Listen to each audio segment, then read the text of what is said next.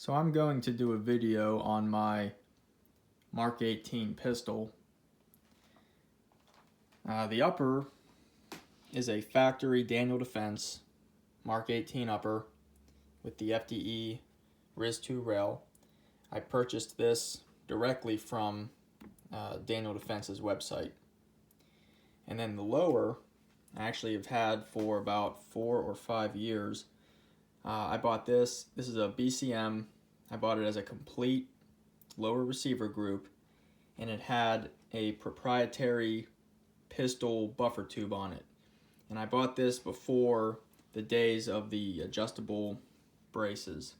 So at the time I purchased this, the only thing that was really an option at the time when it came to braces was like the Sig Sauer brace. And it was just a slide on, it fit real tight, and it was basically a fixed brace. And since then, since the adjustable braces came out, I ended up purchasing an SB Tactical A4. This is the SB A4 brace. They also have the SB A3, which is awesome. I personally went with the A4 just because it seems a little more stable when it comes to like the construction of it. I saw on the SB A3 where it's it's not flimsy, but it just seems like this one's more rigid. And I kind of like the way it looks too.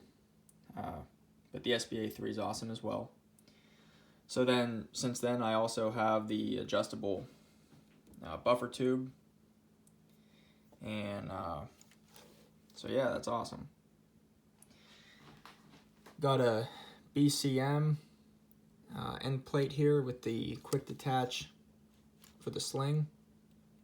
When I replaced the original buffer tube, I did stake this castle nut with a brand new BCM end plate here. So that's staked in place. I have a Magpul Myad pistol grip, Magpul enhanced aluminum trigger guard. The trigger is mil-spec factory, nothing special about it. I just got a P-Mag with the window. This is loaded. This MK18 is actually zeroed for the Black Hills 77 grain 5.56. This one particularly is the tipped match king, but I also have the open tip match, which is the it's actually Mark 262, but because it's marketed on the civilian market, it's not labeled Mark 262. They could just call it the OTM, but it is Mark 262. Both 77 grain bullets. I don't have any difference in the point of impact. The charging handle is a Geisley Airborne with the standard latch. This is not the extended latch. I like that a lot. It does not block the gas as well as a PRI gas buster, but it does all right. I don't have any complaints. Of course, I'm talking about running it suppressed. You'll have no issues with really any charging handle, even on a AR with a short barrel, with a standard charging handle when you're shooting it unsuppressed. Rear sight, this is the arms. I think it's the number 40 with the A2 aperture. They also have a low profile version in case you have like a magnifier behind your red dot, or like an LVPO or an ACOG or something like that, but this is just the standard. You just pull this lever back and then it flips up. So that's nice. Got an aim point. This is a little older version.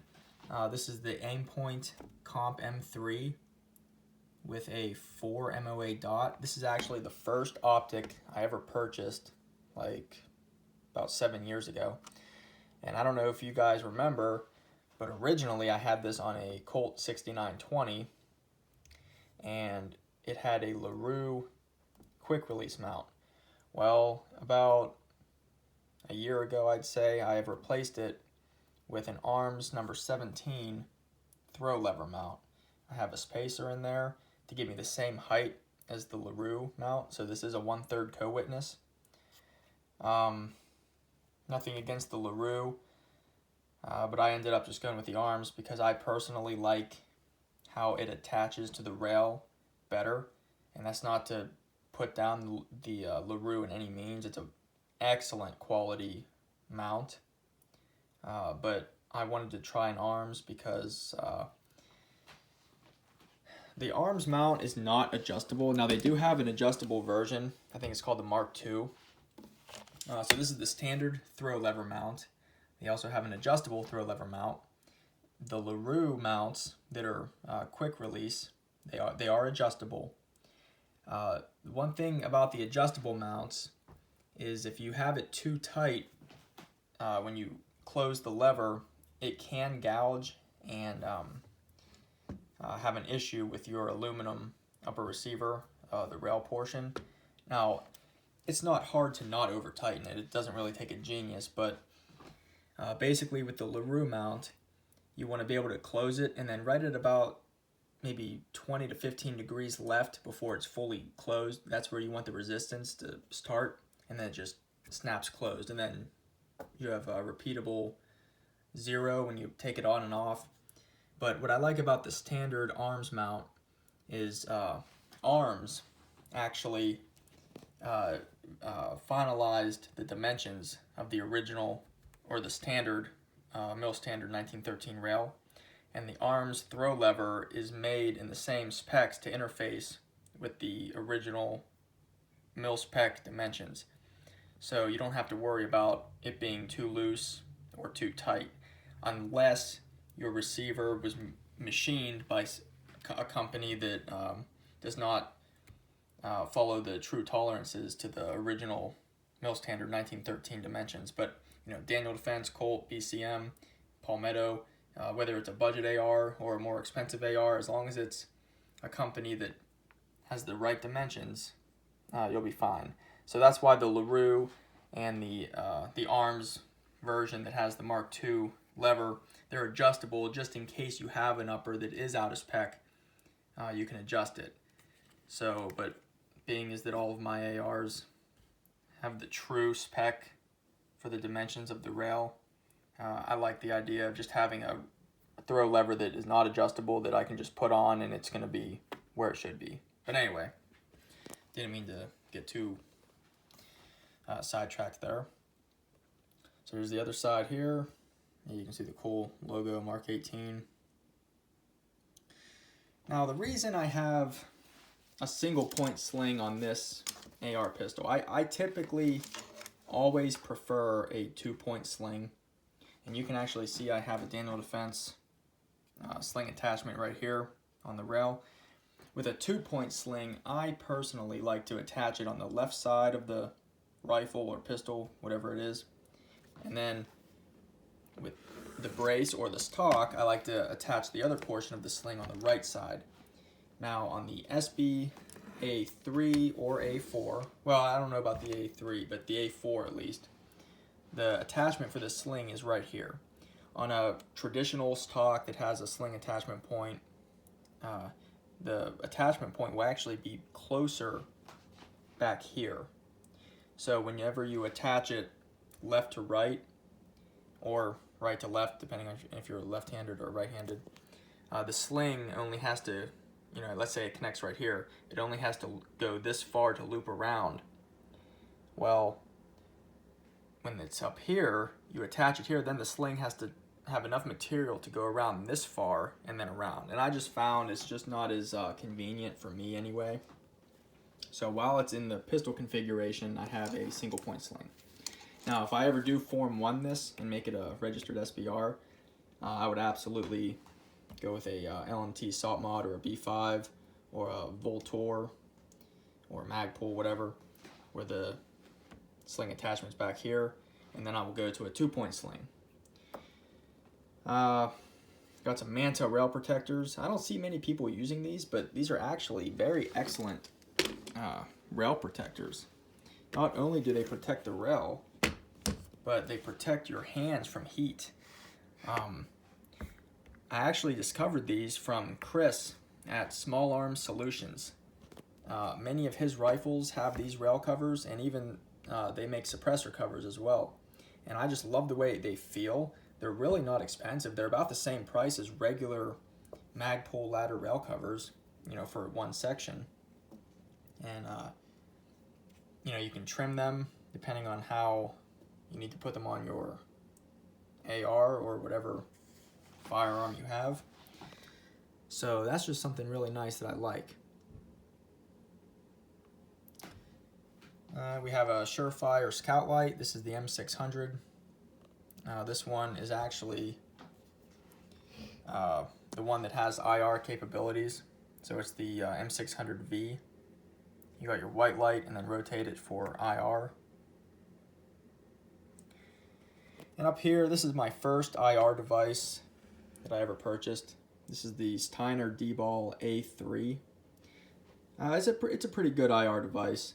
It does have a visible laser that's slaved with the IR laser, so that makes zeroing in the day nice, but even in the daytime with the green laser, because they say that the green is more easily seen than the red for daylight conditions. If it's a regular day out there, you know, and the sun's pretty bright, even the green laser, it's pretty hard to see at 100. But then again, you know, you're going to zero it closer than that and then verify it under nods at farther distances. But I got that on an ARMS 17S mount. Same type of throw lever mount. Same let's see. Same design here. They also make the Mark II version for that mount as well, but I just have the standard.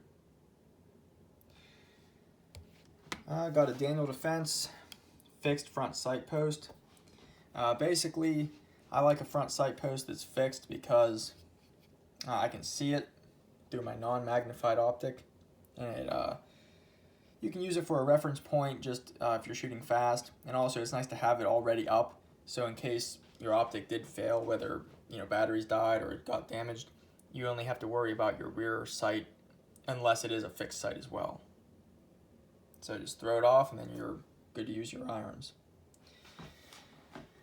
Got a SureFire closed-tined flash hider.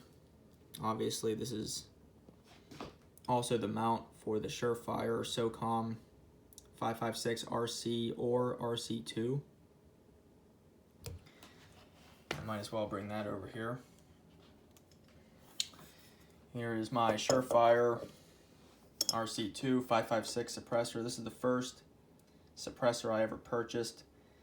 I put in my Form 4 the first week of December of 2019, and I got the tax stamp back at my FFL the last week, or actually the first week of August. It was approved the last week of July, and then by the time the stamp in the approved Form 4 was mailed, it arrived at my FFL first week of August, and then I picked it up. So that's an awesome suppressor. The reasons I went with the SureFire RC2, obviously sound reduction is nice, but that was not my number one reason for getting the suppressor. I wanted to eliminate all flash at night and in low light situation just because of use with nods and the IR device. And also, not necessarily just sound suppression, but what do they call it? I'm having a brain fart here. But basically, there's been studies showing that when a can is mounted, people that hear the firearm being fired from a distance, they can be up to 60 degrees off of where they believe that the person shooting the gun is. So it gives it a different sound. So even though they do hear it, it's not like it's pretty obvious where it's coming from. I probably have, I don't know, 500 rounds through it. Works very well. This is obviously not the mini, this is the regular RC2. Mounts real easy. You have a index notch right there. And then you just rotate it until it's on, and that's it. Oh, signature reduction is the word I was looking for. Sound suppression is nice, but overall signature reduction, which includes sound, flash, and so it's not just the sound that matters. Now there are people out there, you know, obviously if you're not going to have IR devices and you're not going to be running nods, flash may not necessarily be a huge issue, even with a awesome flash hider, whether it's a closed hind or the 3-prong or the 4-prong. To the naked eye, even in low light and nighttime conditions, the flash hider eliminates pretty much 99% of the flash. But under nods, you see it like there was no flash hider. That's why I like having a suppressor. So that's pretty much the philosophy of use, or the reasoning why I wanted a suppressor to eliminate flash. It's not because the flash hider does not eliminate the flash, but when you're using nods, even with, like I said, an awesome flash hider like this, you see that flash from a distance. So the can pretty much eliminates all flash even when seeing it through nods. That's what I was trying to say earlier. So if I wasn't worried about a can that was really, really good at reducing flash, and I was purely looking for sound reduction, the SureFire probably would not be the one I would have picked. Although it is a very durable suppressor, it's made of stainless steel and Inconel. That's the other reason I like it, though, is the durability. It's a sealed unit, you do not have to clean it.